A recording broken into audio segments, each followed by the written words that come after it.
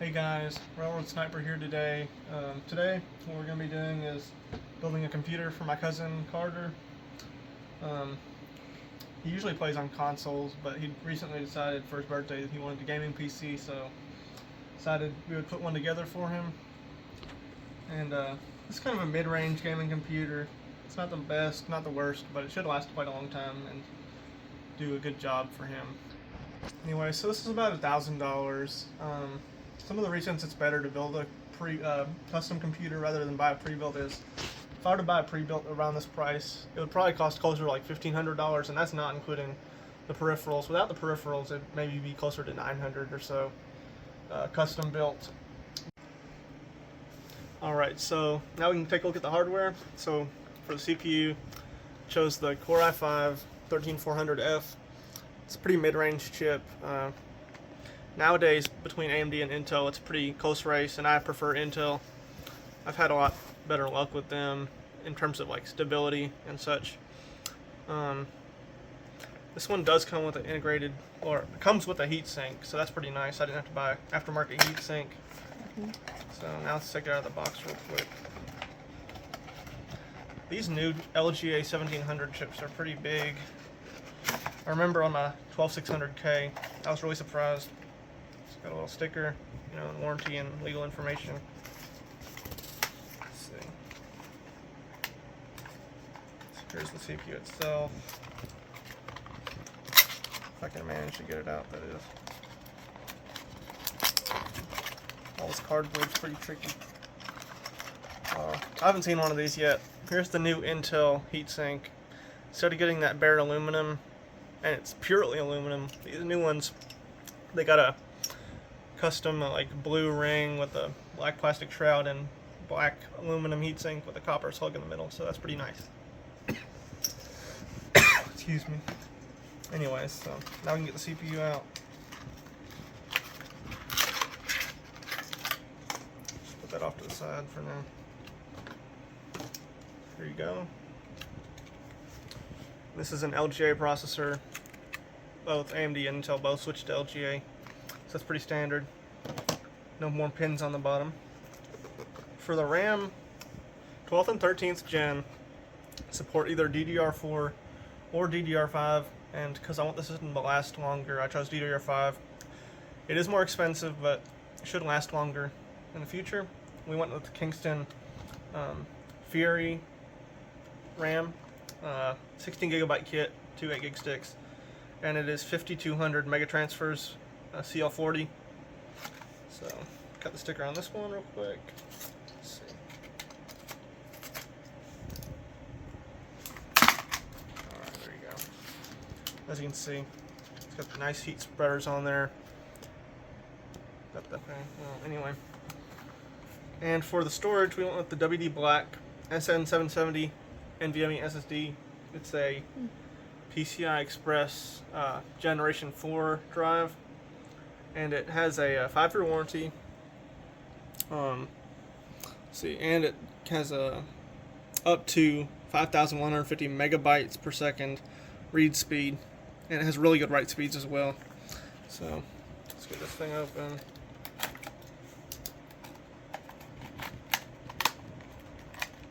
This is an M.2 2280 drive, so it's pretty standard size. I definitely think this will be a good performer. It's a lot better than the one I have in my system, that's for sure. We'll go over the peripherals last, so I'll put those over here. There was actually a free gift that came with some of this hardware. It's this little Intel pen screwdriver. I thought that was pretty neat. Alright, for the motherboard, I went with ASRock B760 Pro RS. I've had good luck with ASRock boards. This is not the highest end chipset. It is B760 instead of like Z790, but this person's not going to be overclocking, you know. They don't need all those high-end features. And this does support all the latest technologies, like PCI Express Gen 5, DDR5, all that stuff. So in a little anti-static bag, got the motherboard manual, some M.2 screws, spare standoffs for the case, and some SATA cables, looks like. And then after we lift up the little flap, you know. Let's see. Actual motherboard itself. Make sure there's nothing under there. Alright, right now I'm taking these zip ties off of the motherboard because that's what's holding it to the foam. I've actually never seen that before. It's definitely pretty unique, at least as far as I know.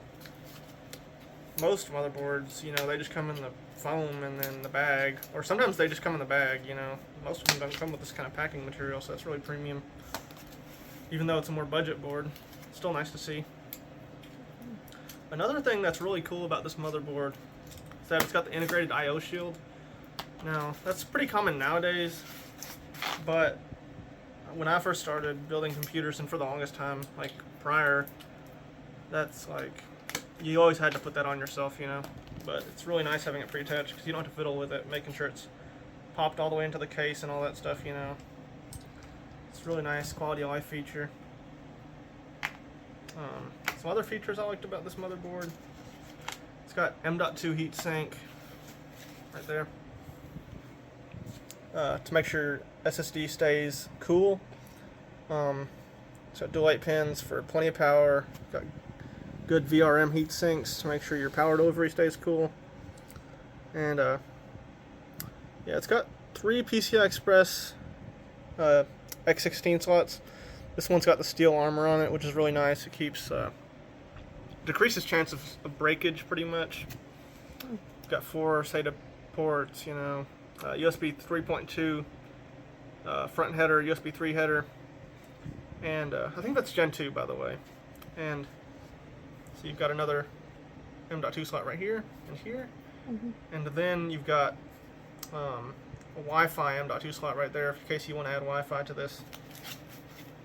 On the rear I/O panel, it's got, let's see, 2.5 gigabit LAN, 4 USB 3 ports, a USB Type-C 3.0, USB 10 gigabit, I think they're both 10 gigabit, HDMI, spots for wireless antennas, display port, and 2 USB 2.0s, and then your standard audio. This has a surround sound, but it's digital, so it's pretty neat. Let's see. But that's about it for the motherboard, so I'll set this aside.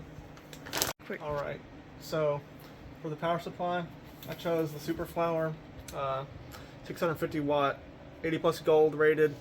If you haven't heard of Superflower, they've actually worked with EVGA to manufacture some of their power supplies. So they are a reputable brand, and they tested pretty well on Johnny Guru back when that website existed. It's non-modular, but it's got these nice flat ribbon cables, so it shouldn't be too hard to hide the rest of the cables that we don't use down in like the basement of the computer, you know. Anyways, so that covers that pretty much. Let's take it out of the box. I've already taken off the plastic wrap. So, you know, you get your user manual. Here's the power supply itself. Comes with the power supply cable and power supply mounting screws in case your case doesn't come with those. Let's take it out of the bubble wrap real quick. Looks like you got a nice black powder coated finish with the Superflower logo on the side and top. It's got the, you know, standard sticker showing all the voltage outputs as well as how many amps it can deliver. And this power supply can deliver almost all of its power on the 12 volt rail, so that's really good. So I'll set that right here. And finally, you can get onto the graphics card and case. So graphics card I went with Zotac AMP RTX 3050 from NVIDIA. It's a pretty good budget card, you know. It's almost better than like high-end cards of a couple generations ago, so that's really awesome. And you get the RTX, which means you can use like DLSS and like all the RTX features, like RTX voice and such, ray tracing basically.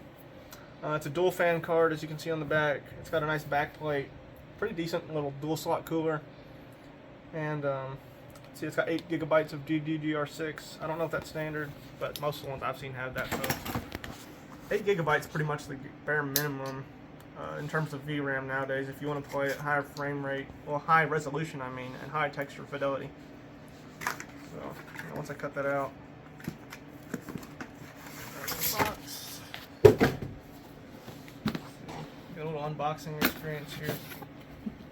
So once you unfold that, it's a pretty interesting bag. It's like foil, and that's where you can register your extended warranty. I believe this has a 3 or 5 year warranty by default. And here's the graphics card wrapped in our anti-static foam, or anti-static bubble wrap. That thing looks awesome. It's got a single 8-pin power connector, so it doesn't draw a ton of power, but it certainly draws a decent amount. Fans spin nicely. Those feel really, really nice. This is a PCI Express Gen 4 by 8, but it's kind of interesting. You can see all the pins are there, so not sure what's up with that. Yeah, this thing looks really awesome. So finally for the case, I will not be unboxing that right now. I'll probably do it off camera. But we went with Fractal Design Focus G. It's a pretty nice budget case. We used it in one of my other cousin's computers when we recommended him a build. And it is white. I think that'll look really clean with all this black and white hardware. And the RGB. Anyway, it's from Fractal Design, really good, reputable case manufacturer from Sweden. So anyways, now we'll get into actually having all the parts laid out to assemble. Alright, so as you can see, I've taken the case out of the box and prepared it for assembly. I've taken the side panels off and set them aside, as well as the little screws and knickknacks that they put in there. So, got the motherboard set out on the box, ready for assembly. Got the cooler over here, the graphics card, power supply, RAM, and CPU. So, we'll start off with the CPU. So, as you can see here, we've got this little plastic protective plate to keep the socket from getting damaged in transport. So you'll push down this little retention lever, pull it to the side, and pull it back. And then after that, you can kind of pry that out a little bit. You don't have to take it out right then, but I like to. And now we'll take our CPU out of its little package. So let's see. It's just held in with a little plastic. Now there's a little, there's a little gold triangle right here on the bottom corner, and that's going to line up with a triangle or dot on the motherboard. So let's see if I can see that. It's a little tricky on this one, I believe. Let me figure that out real quick. Alright, so it's a little tricky on this one. They actually put the little gold triangle, or the little triangle indicator, on the CPU cover. So we're going to line it up just like this. Very gently place the CPU into the socket. Let this down, and then push the retention arm back down, just like so. Alright, now we are ready to install CPU cooler, and as you can see, CPU cooler already has some pre-applied thermal paste from the factory, so there is no need to install any unless you want a better performing thermal paste, but this will be just fine for what we're doing. Let's see, so CPU fan header is right here. Actually, yes, that is the CPU and water pump header. So let's see if we can orient it to where the cable lines up nicely. Maybe like this. We'll put it on like that. So there are 4 holes surrounding the socket, 2 here, 2 here, and those line up with the little push pin pegs. So very carefully set it down, and you can kind of see it falls into place. So now you can push it down, push all these down. They'll kind of snap. Just make sure they're seated, and then turn them. Let's see. These 2 are secure.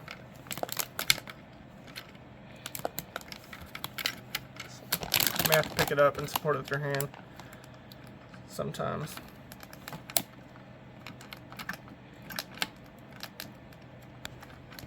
Can be pretty tricky. There we go. We'll hear it pop like that.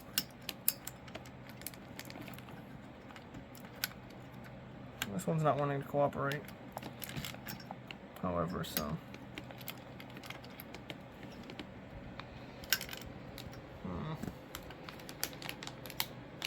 Let's see. Set it up on its side.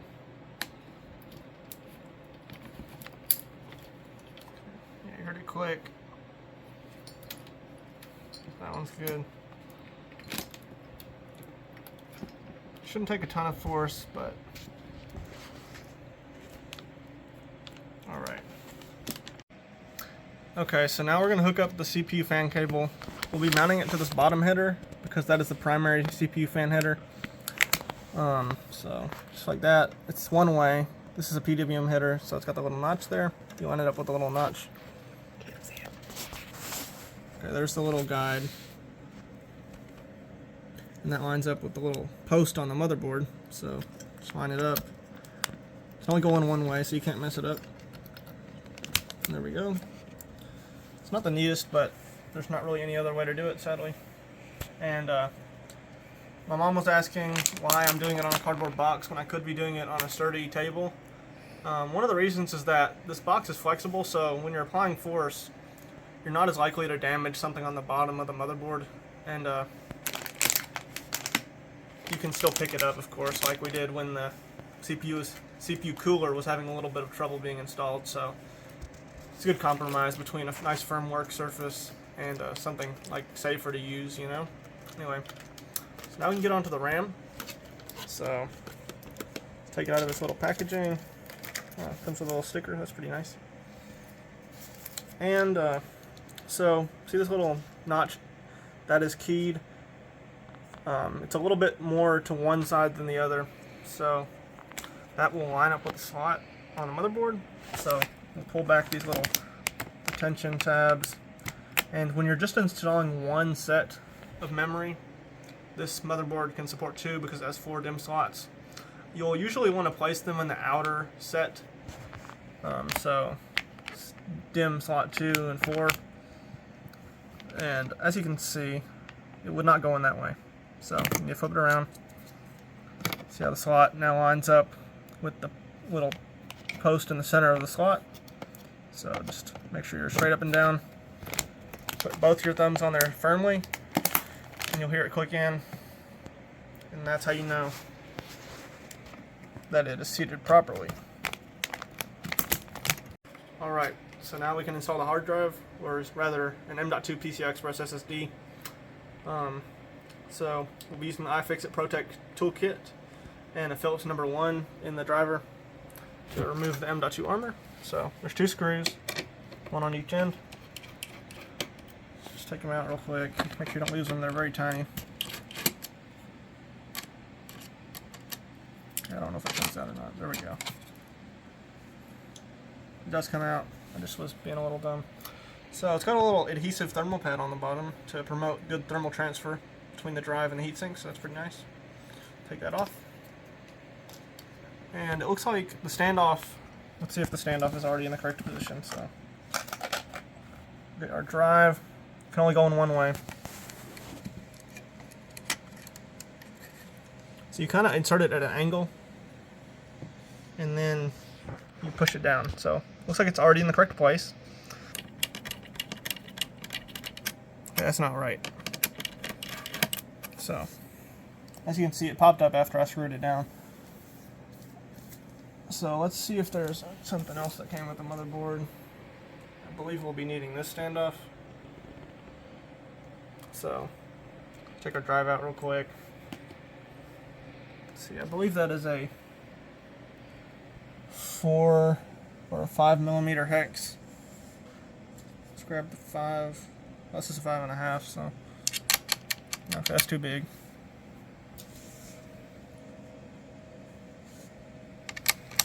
This 5 millimeter standoff.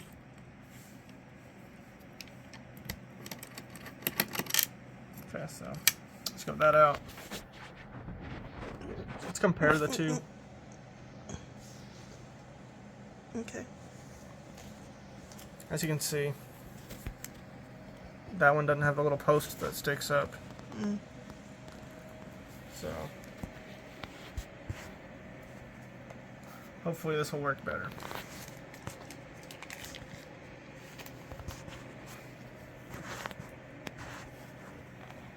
So once again, line it up on here. Run it backwards a little bit to make sure you don't cross thread. And just do it finger tight. So now we can grab our SSD again and try slotting it in. So switch back from that 5mm hex to the Phillips. Grab your little M.2 screw.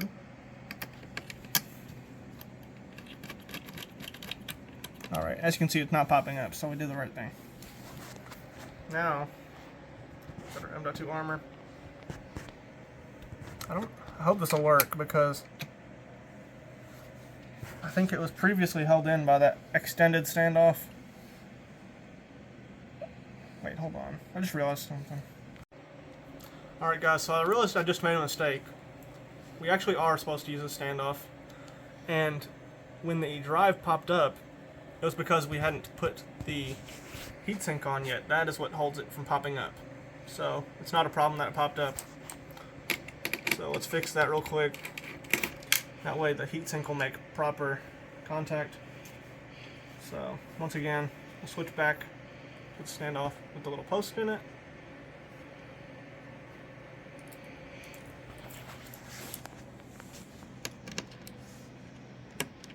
Back it up and screw it in.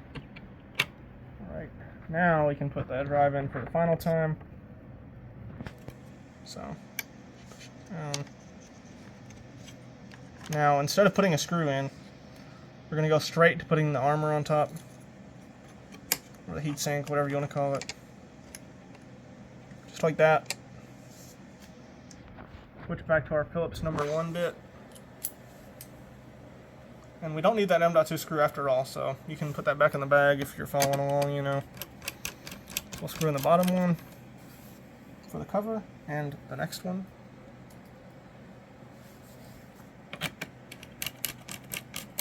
Alright, that's the motherboard assembly outside of the case. That's that done. So now we are going to move inside the case. So let's get on my knees real quick. Make sure that you don't have any cables in the way. So let's undo this little twist tie. And just kind of tuck those onto that side. Now, you can pick up the motherboard by the CPU heatsink sometimes. I usually don't like to do it on the push pin models. Anyway, so you kind of guide it in a diagonal with your hands, making sure that you line up that I/O shield with the square cutout at the back of the case. Okay. There should be some standoffs we're lining up with, but it looks like they're not pre-installed actually. So I should have noticed that before, but I didn't. So now we can open up our box of goodies, and they should be in there. Yes, they are. There's a whole bag of them. So we'll open that bag up. And each of these standoff locations is labeled with an M or an A. And since this is an ATX motherboard, we're going to populate the ones that say A. If you had a micro ATX motherboard, you would be using the ones with the letter M. So once again, we will be using 4mm hex to install these. So we're just going to go around these in a certain no certain order. Just get them finger tight. These are really easy to strip out because they're going into thin sheet metal. So be very careful when you're doing this.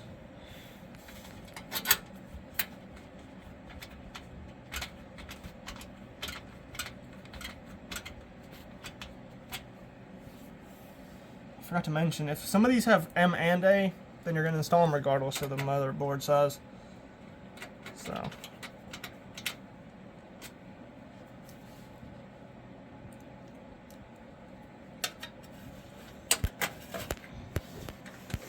might be handy if you have an extension. In fact, I think I will grab mine. It's a little flexible extension. You can see it bends. Add some length, so it's really nice to have for this sort of thing.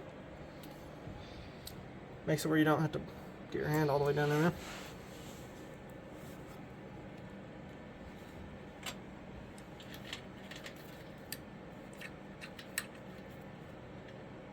Got that one.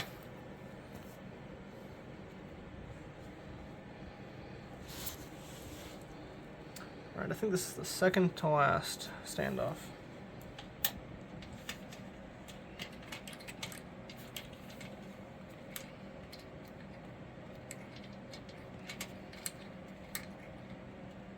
Alright, now for the final one.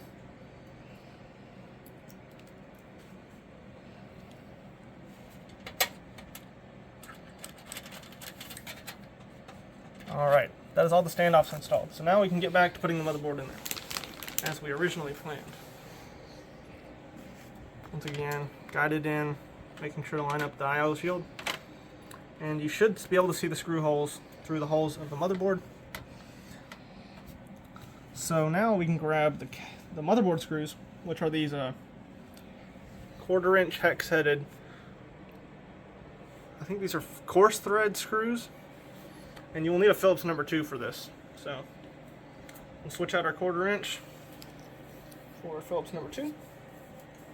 Or I mean our 4mm for a Phillips number 2. Slot that in there. Once again, finger tight. Don't strip these things out. Alright. One. Maybe in editing I'll speed this up so you don't have to watch every single screw go in.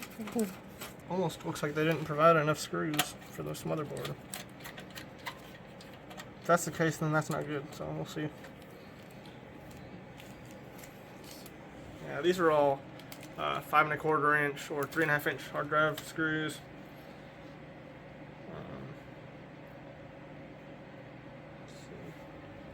Oh, I think I know what happened. I believe you're supposed to use these pan head screws instead of the hex head screws. They're the same thread, but they provided more of these, and that would actually fill out all the screw holes. So I think we'll be replacing those other screws we just put in. So, all right. So as you can see, I've replaced all the hex head screws with pan head screws. You know, now make the mistake so you don't have to. So now you know. Anyways, so now we can get on to installing the power supply and graphics card. I'll be installing the graphics card next. So to do that, we'll get our Phillips number 2, preferably on a longer screwdriver like this one, which makes it a lot easier. You get a lot more leverage. And we're going to take out the, well, I've got to get it on ratcheting first, of course, so. And take out the second from the top and the one right below it. That very top slot is if your motherboard has a PCI Express slot on the very top of the board. This one does not. So once you got those little slot covers out of the way, make sure this is pried forward. Don't force it though, because it'll break if you do that. You should hear it click into place, and that's that. So now we can grab our thumb screws, put them on the screwdriver, and secure the graphics card. Once again, just snug them up. I've stripped plenty of these screws in my time of building computers. Alright, pretty secure, it's not going anywhere. Alright, now onto the power supply, which is right here. Let's get the little twist tie off of it. This is a heavy duty twist tie. Look how thick that is. So now I'm going to stand the case up to make it a little easier. So I'm going to feed all these cables around back just to make it a little easier to manage them all. I like to pull them all out the back and then feed them towards the front as I need.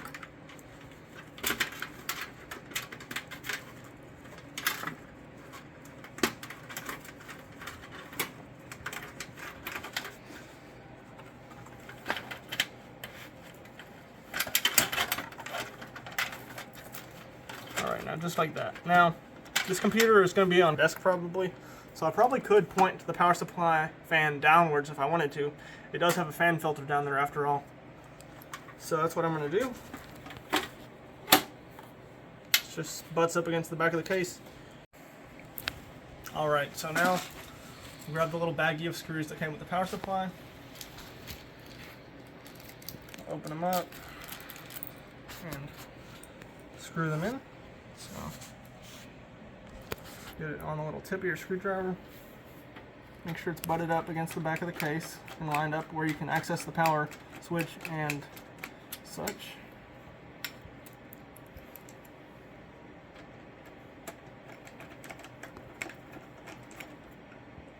Alright, that's much better.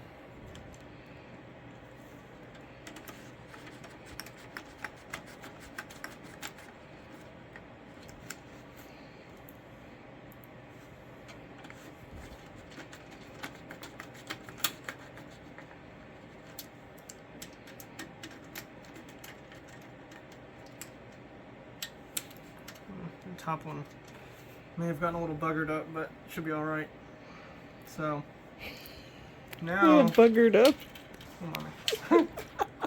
People say that. I've never heard that. I have, so. But anyway.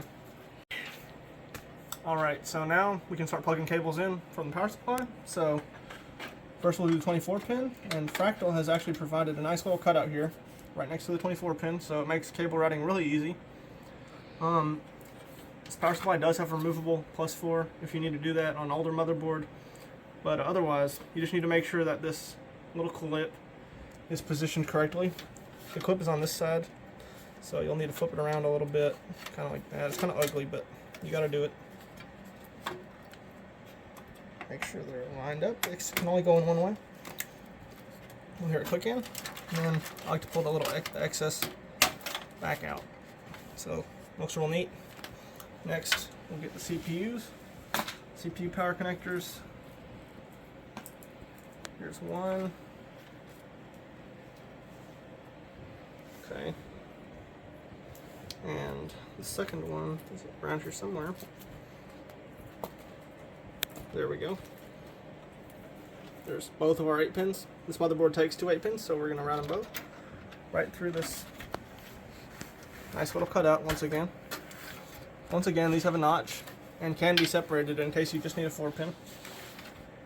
So, see, it's really hard to darken here, so you can't really see it very well, sadly. But the pin is at the notch is at the top, so make sure those are lined up.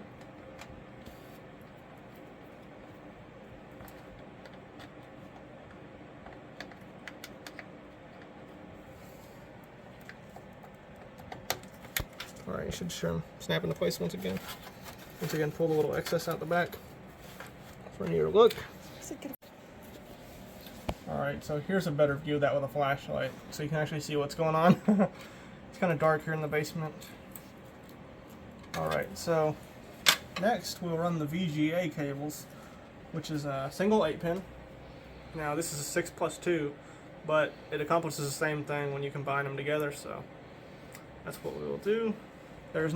Sadly, there's not really a convenient place to route this, but I will route it through this little hole right here.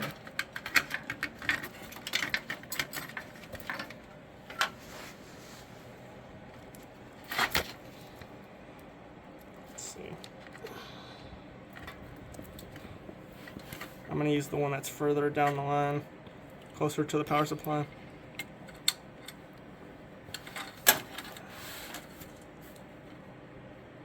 Make sure you get that little clipped in there so it's together. Once again, this only goes in one way.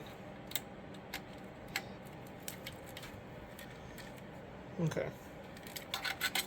So that is all that. Now we can install the case cables. Here's our USB 3, 2 USB 2s. Actually, this is HD audio. This is USB 2. And this is like your front panel buttons, like power button, reset button, and such. Those are kind of tedious, so I will not be filming that, but I'll show you where the HD audio goes and the USBs. So the HD audio on this motherboard is right down here. It's keyed. The pins can only go in one way. You see that? Alright, so here we go. There's our missing pin, which lines up with the missing pin on the motherboard. So let's see how best we can route this. It's kind of going to be difficult, isn't it? almost doesn't reach, honestly. So that's no good. Let's pull it back out the back, and I'll put it through the bottom hole.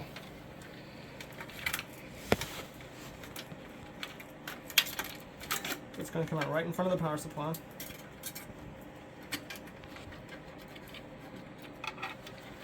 Let's see if that reaches better. Nope, it does not. So, that's not very good on this case's part, is it? So. Alright, so the stock routing worked. As you can see, running it through this hole over here in front of the graphics card. But it's really taut, honestly. So, you know, if I had a suggestion to make to Fractal, make that cable a little longer, because that's the only way it worked. None of the other routing holes worked at all. So now we can get onto the USB. Once again, missing pin on the corner right here, which lines up with the missing pin down here. So make sure you got that lined.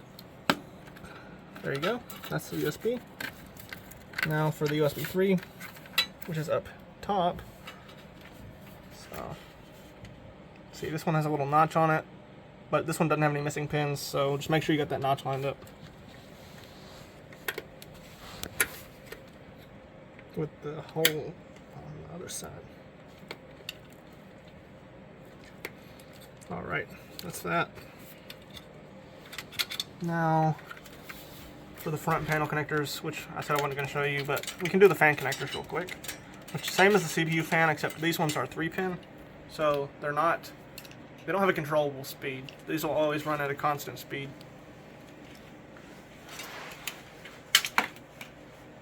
Alright, so there are a couple chassis fan headers on this motherboard.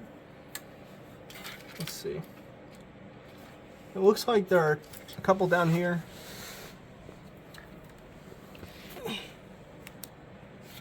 Right down here at the bottom of the motherboard. So I think we'll use those. Those will be really easy to access. So take our little twist tie off real quick.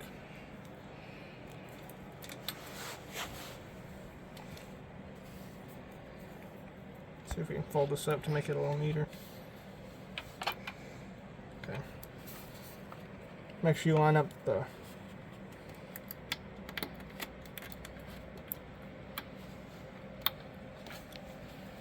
You can't really see on the video, so just no, it's really, you can show them where it's going, and then yeah, it's gonna go right here.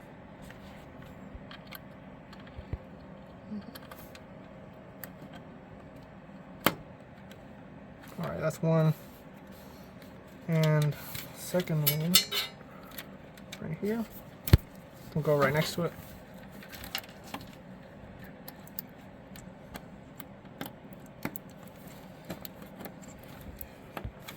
Alright. So that's the fans, and we'll cut the video right now.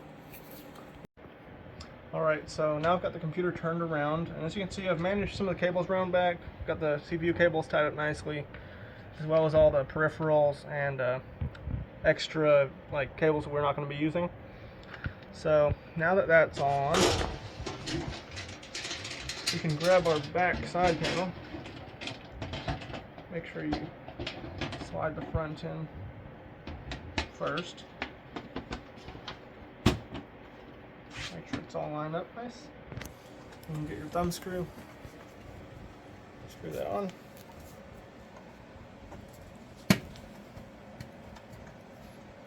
Top and bottom.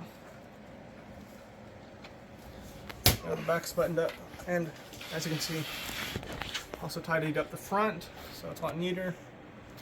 A lot better airflow. This case isn't the best in terms of cable management options, but you know, it's pretty good for the price. I mean, it's only a $50 case, so you know, can't complain too much. So, you know, of course, I've got the front panel connectors wired up. Now that wasn't too bad. They actually got the marking silk screened onto the motherboard, which is really nice. You don't always see that. So, let's see. Now that we've done that, we can do the satisfying part of peeling the acrylic. Let's see if I can get my nail under there.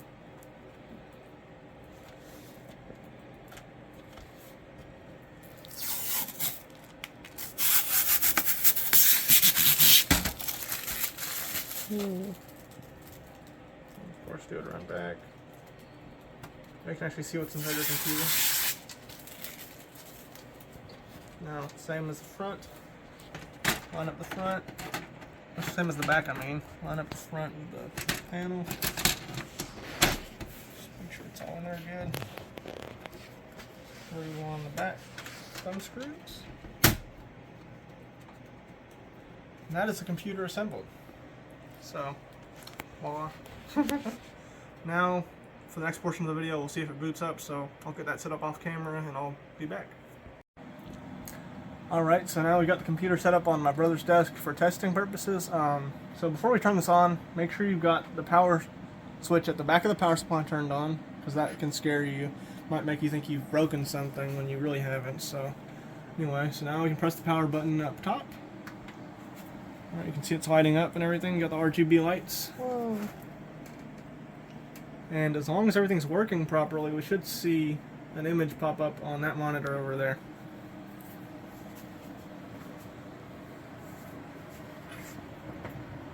Alright, there's the post screen, and you can see it's booting into the little Windows 11 installer USB I've got. So, anyways, that'll conclude today's video. Thanks for watching. Make sure to like if you liked it, and subscribe if you like to see more of this content. Anyways, I'll see y'all guys in the next video.